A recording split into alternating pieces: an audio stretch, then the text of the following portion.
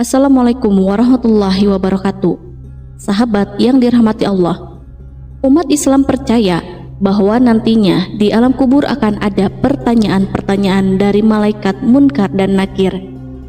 Hal ini sebagai pertanggungjawaban awal manusia selama hidup di dunia. Kedua malaikat itu digambarkan dengan wajah yang menakutkan. Hal ini sesuai dengan hadis Rasulullah Shallallahu Alaihi Wasallam.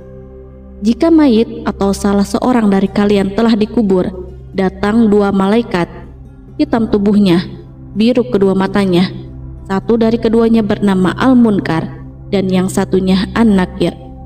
Hadis riwayat Tirmidzi. Dari penggambaran itu, kita pasti sudah takut untuk melihat mereka. Namun, ada yang berani membentak mereka. Siapakah manusia berani itu? Ini dia ulasannya. Tonton terus video ini sampai akhir. Namun sebelum lanjut, mohon dukung channel ini supaya semakin berkembang dengan cara subscribe, like, serta berikan komen positifnya. Bismillahirrahmanirrahim. Sayyidina Umar bin Khattab radhiyallahu anhu adalah sahabat yang terkemuka. Beliau memiliki banyak keutamaan, bahkan Rasulullah pun memujinya karena ketegasan yang dimilikinya. Sayyidina Umar, setan pun takut kepada beliau, bahkan tidak berani melalui jalan yang dilalui oleh Umar. Hal ini sesuai dengan hadis Rasulullah. Demi Allah, yang diriku berada di genggamannya, tiada satu setan pun yang menjumpaimu di salah satu jalan, melainkan ia akan mencari jalan lain yang tidak kamu lewati. Hadis riwayat Bukhari dan Muslim. Selain tegas, Umar juga adalah seorang yang memiliki kecerdasan di atas rata-rata di antara sahabat pada umumnya. Beliau juga sering mendapat ilham dari Allah dan mengetahui tentang sesuatu yang gaib. Hal ini sesuai dengan hadis Rasulullah. Dari Abu Hurairah, ia berkata bahwa Rasulullah bersabda, pada umat sebelum kalian, yaitu pada Bani Israel, terdapat sekelompok orang yang mendapat ilham dari Allah, tetapi mereka bukan dari kalangan Nabi. Jika terjadi di tengah umatku, maka orang itu adalah Umar. Hadis riwayat Bukhari dan Muslim. Sebagai seorang khalifah, Umar bin Khattab juga melaksanakan tugasnya dengan penuh tanggung jawab. Semua kebijakannya selalu diperhatikan dampaknya.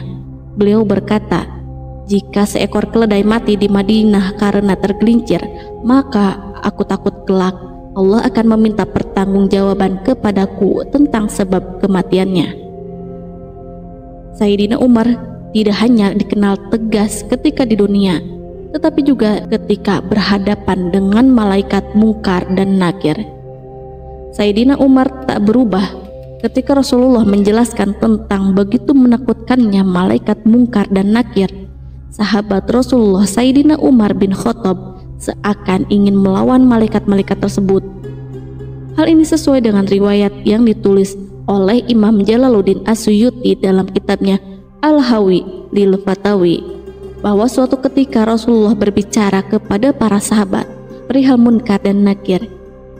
Digambarkan bahwa malaikat Munkar dan Nakir akan mendatangi seseorang mayit di kuburan dalam bentuk yang begitu menyeramkan, berkulit hitam, bengis, keras, dan memiliki sifat-sifat buruk dan menakutkan lainnya.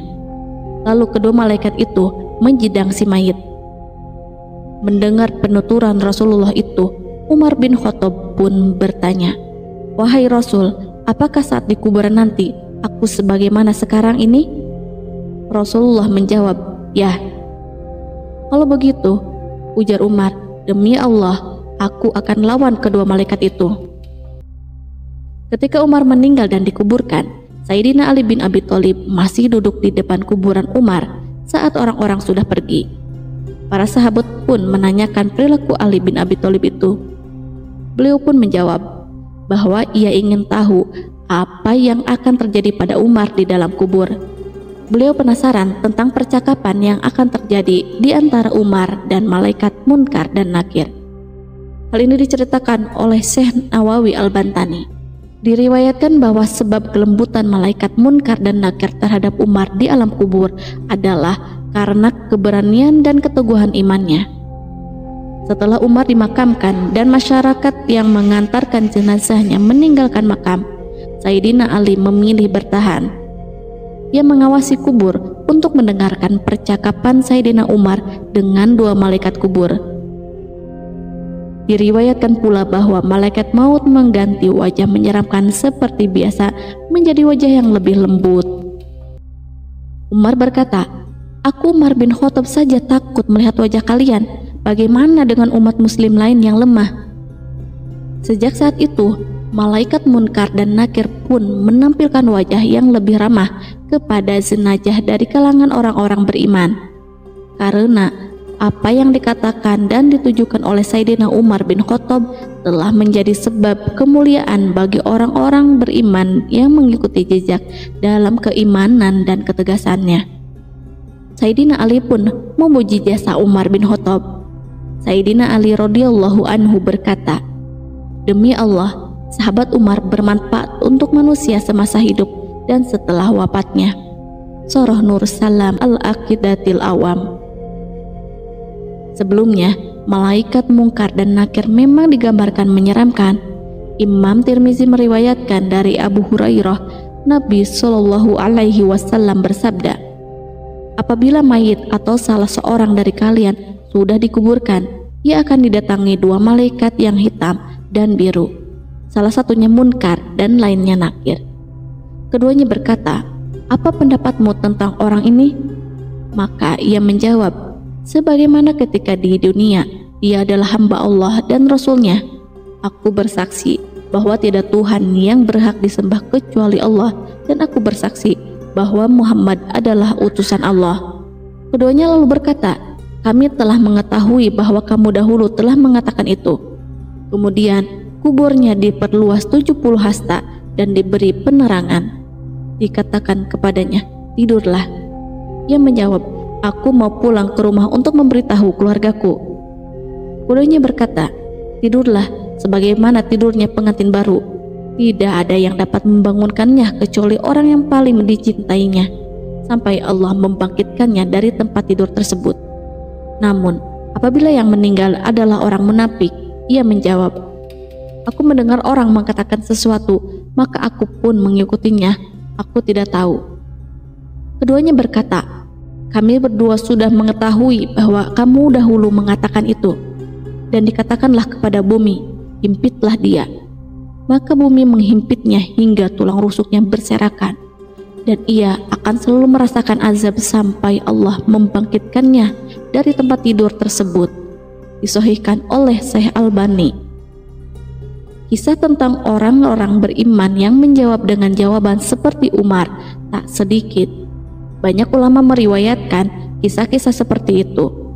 Salah satunya adalah Yazid bin Harun, yang sewaktu ditanya kedua malaikat tentang siapa Tuhannya dan siapa nabinya, beliau menjawab, "Pertanyaan seperti ini diajukan kepadaku, sementara selama 80 tahun lamanya aku mengajarkan jawabannya kepada banyak orang."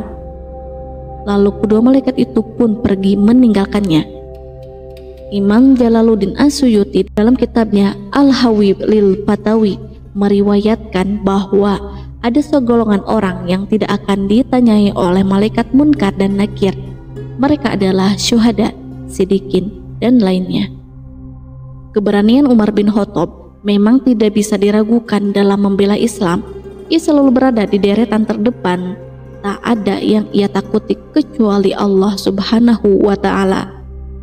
Sebelum bertemu dengan malaikat Munkar dan Nakir, roh seseorang akan diminta untuk mencatat amal perbuatannya. Setelah itu, barulah datang malaikat Munkar dan Nakir yang akan mengajukan pertanyaan. Maka kedua malaikat tersebut, Munkar dan Nakir, lantas menyuruh mayit itu duduk dan memulai pertanyaan dengan keras. Mereka membentaknya dengan bengis. Padahal tanah bagi mayit itu sudah seperti air saja. Kemana dia bergerak, tanah itu pun tembus. Kedua malaikat itu bertanya, "Siapa Tuhanmu? Apa agamamu? Siapa nabimu? Apa kiblatmu?" Barang siapa mendapat pertolongan Allah dan dimantapkan dengan perkataan yang teguh, maka dia bisa balik bertanya, "Siapa yang menugaskan kalian berdua datang kemari? Siapa yang mengutus kalian kepadaku?" Tapi ini hanya bisa dikatakan oleh para ulama pilihan. Maka salah satu dari malaikat itu berkata kepada temannya, "Dia benar, dia dilindungi dari keburukan kita." Kemudian kedua malaikat itu membangun kubur mayit, dijadikan seperti kubah yang besar, dan mereka bukakan untuknya sebuah pintu menuju ke surga di sebelah kanannya. Lalu mereka hamparkan pula untuknya permadani dari surga, ditaburi wangian surga. Kemudian melalui pintu itu berhembuslah angin lembut dari surga, kesegaran dan wewangiannya. Sesudah itu datanglah kepadanya amalnya sendiri dalam rupa manusia yang paling dia sukai. Amal itu menghiburnya, mengajaknya bicara, dan memenuhi cahaya dalam kuburnya. Oleh karena itu, mayit itu selalu bergembira dan bahagia sampai datangnya hari kiamat kelak. Bahkan dia bertanya-tanya, kapankah datangnya kiamat? Karena tidak ada yang lebih dia sukai selain datangnya kiamat. Wallahu a'lam bishawab.